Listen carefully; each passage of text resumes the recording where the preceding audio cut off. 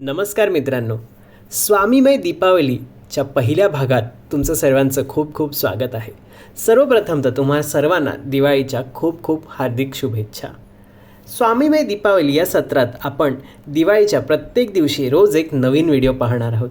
पण यात स्वामींच्या छान छान गोष्टी, स्वामी भक्तांचे अनुभव, स्वामींचं बोधामृत अशा सर्व गोष्टींचा समावेश असणार आहे. तर पाहायला अजिबात विसरू नका स्वामीमय दीपावली आपल्या स्वामींचा महिमा या चॅनलवरच. मित्रांनो, आज वसुबारस. आजच्या दिवशी गोमातेची पूजा केली जाते व तिच्याप्रती आपलं प्रेम, कृतज्ञता ही व्यक्त केली जाते. म्हणून आज आपण त्याचबद्दलची एक स्वामींची छानशी गोष्ट ऐकणार आहोत. मित्रांनो, स्वामी ज्यावेळेस मंगळवेढ्यात होते त्यावेळी तिथे कृष्ण भट नावाचा एक गरीब ब्राह्मण राहत होता. त्याची स्वामींवर खूप भक्ती आणि खूप श्रद्धा होती. स्वामींनी एकदा तरी आपल्या घरी यावं अशी त्याची इच्छा होती. तशी त्याच्या घरची परिस्थिती खूप हालाकीची होती. त्यांना 2 वेळचं अन्नसुद्धा मिळणं खूप कठीण होतं. घरात एक गाय होती, पण ती काही दूध द्यायची नाही. त्यामुळे त्यांच्या कष्टात अजूनच भर पडत होती. अशाच वेळी एकदा स्वामी त्यांच्याकडे भोजनाला आले. स्वामींनी त्यांना सांगितलं की आम्हाला दशमी खायची आहे. दशमी म्हणजे ज्यांना माहीत नसेल तर भाकरीसारखंच असे, फक्त त्यात दूध वापरलं जातं. तर आम्हाला दशमी खायची आहे, तू आम्हाला बनवून वाढ. आता कृष्ण भट आणि त्याची पत्नी या दोघांची फार मोठी पंचायत झाली.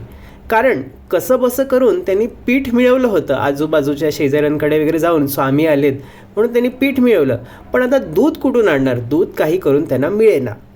शेवटी कृष्ण भटाने घाबरतच आणि थोडंसं त्याला खेदही होता मनात की एवढे स्वामी आलेत आणि जेवायला, आणि आपण त्यांना ते देऊ शकत नाही हवं ते. त्यांनी स्वामींना जाऊन सांगितलं की महाराज, दारात जी ही गाय बांधलेली आहे ती काही दूध देत नाही महाराज, काय करावं?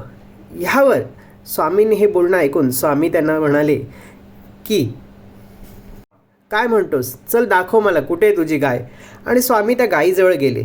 तिच्या पाठीवरून त्यांनी हात फिरवला आणि म्हणाले की बाई ग, हा ब्राह्मण कुटुंबवत्सल आहे, यास दूध देत जा.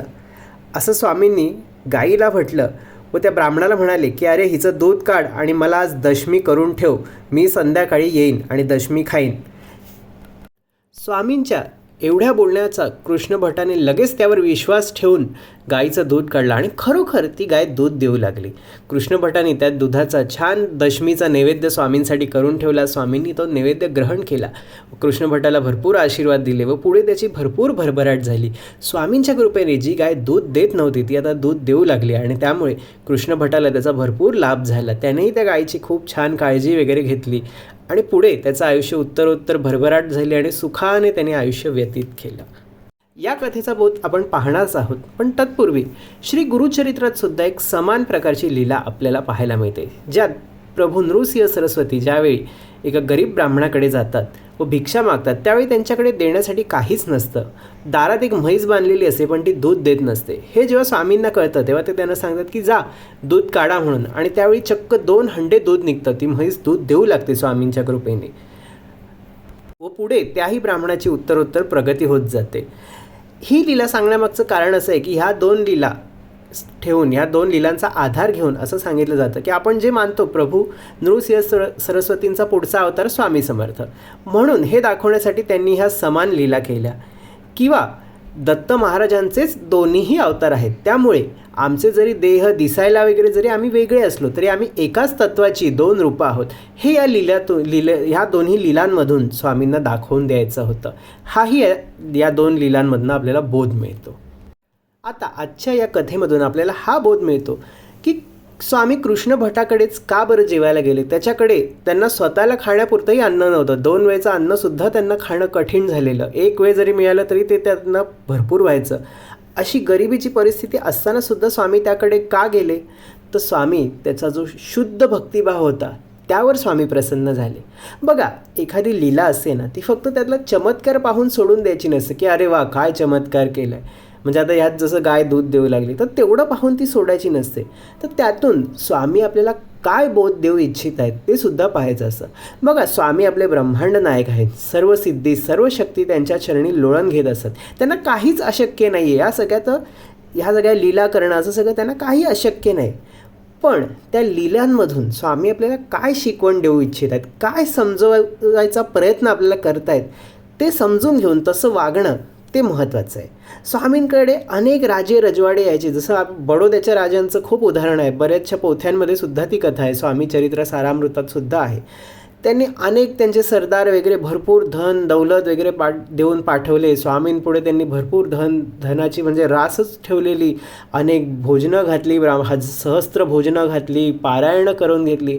पण स्वामींनी अजिबात त्याकडे लक्ष दिलं नाही, कारण तिथे शुद्ध भक्तिभाव नव्हता. पण तेच गरीब कृष्ण भटाकडे शुद्ध भक्तिभाव, स्वामींप्रती प्रेम होतं, म्हणून स्वामींची कृपा त्याच्यावरती झाली. हे यातून आपल्याला लक्षात येतं. पुढे अजून एक सांगायचं आहे ते असं की गुरुलीलामृतात म्हणजे श्री गुरुलीलामृत या ग्रंथामध्ये एक कथा आहे, ज्यात एका माणसाच्या म्हशी असतात. म्हणजे स्वामी भक्त असतो तो, त्यात चोरीला जातात व तो हे गाऱ्हाणं घेऊन स्वामींकडे येतो. तेव्हा स्वामींना एक प्रकारचा असा नवस करतो की माझ्या जर म्हशी मिळाल्या तर एक म्हैस त्यातली तुम्हाला देईन मी. आणि मग पुढे जाऊन स्वामींच्या कृपेने त्याला त्याच्या ज्या म्हशी असतात त्या मिळतात. पण हा काय करतो तर इथे लबाडपणा करतो. एक त्यातली म्हैस असते ती दूध न देणारी म्हैस असते. तो काय विचार करतो की ही नाहीतरी आपल्याला हिचा फायदा नाही, स्वामींना म्हैस द्यायचीच आहे, तर तीच म्हैस स्वामींना देऊन टाकतो. स्वामींना हे लक्षात येतं. स्वामी म्हणतात की ठीक आहे, आम्ही स्वीकारलं, पण ही तुझ्याचकडे राहू दे. तो आपल्या म्हशी घेऊन घरी येतो.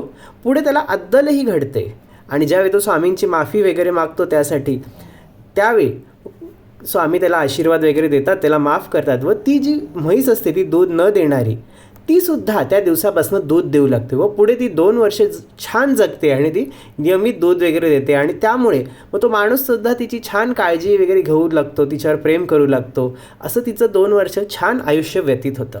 तर या कथेतून आपल्याला हे कळतं की क्षणभर स्वामींनी त्या म्हशीचा स्वीकार केला आणि पुढे तिचं आयुष्याचं सोनं झालं. ती दूध देऊ लागली आणि दूध देते त्यामुळे तिचा मालकही तिच्यावर प्रेम करू लागला, तिला छान सांभाळू लागला. म्हणजे क्षणभर स्वामींनी स्वीकार केल्यावर आयुष्याचं कल्याण होतं.